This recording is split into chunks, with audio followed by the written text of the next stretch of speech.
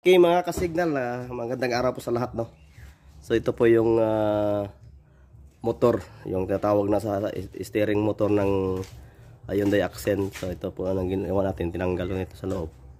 Kasi po yung carbo mass dito ay nag-stack up. Ayaw ayan, no, ayaw gumalaw. Yung dalawa dito yung ground, okay na gagalaw yan. Yung itong dalawa, hindi gumagalaw.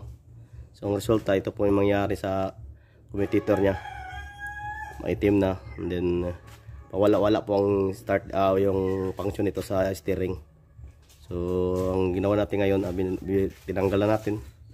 Then ang gagawin natin ngayon ay isi-servicing lang natin yan. Linisin na natin yung carbon brush para maka-play po yan siya. So ito lang, kuha ka ng liha, tapos lihayahin mo yan, pakinisin mo hanggat gusto mo. Oh, ikaw nang bahala kung talagang bang pakinisin talaga o hindi. Basta importante yung kanyang carbon brush maka-function yun. Yan, pwede na yan. Ito na mga kasignal, oh. Pag okay na yung lahat ng carbon brush, ito yung marinig mo. Parang may iba yung tingog ko. Hindi po yan bearing yung tunog yan, kundi yung carbon brush yan. So it means function po siya lahat sila. So ayan lang. Balik na natin yung ating tinanggal dito. So pagtanggal ko pala dito ay nag-puller po kami. Puller po yung gamit, hindi po yung duk-duk lang, no. Kasi pag duk-duk-duken mo, masisira yan. So kinalan tayo ng puller. Ganito yung bearing puller po.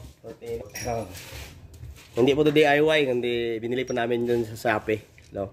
So baka sabihin nila DIY, hindi na tayo makagawa na nito. Pwede man, pero iba yung mukha eh. So ito lang, mag-puller tayo dito.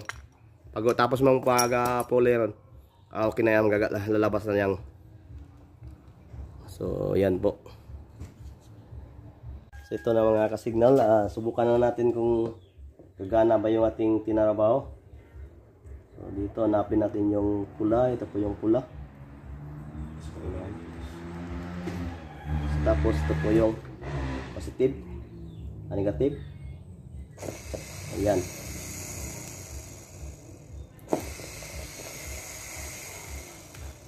So goods. So wala naman tayong na-replace dito. Naglinis lang tayo ng carbon brush kasi naka-stack up po yun.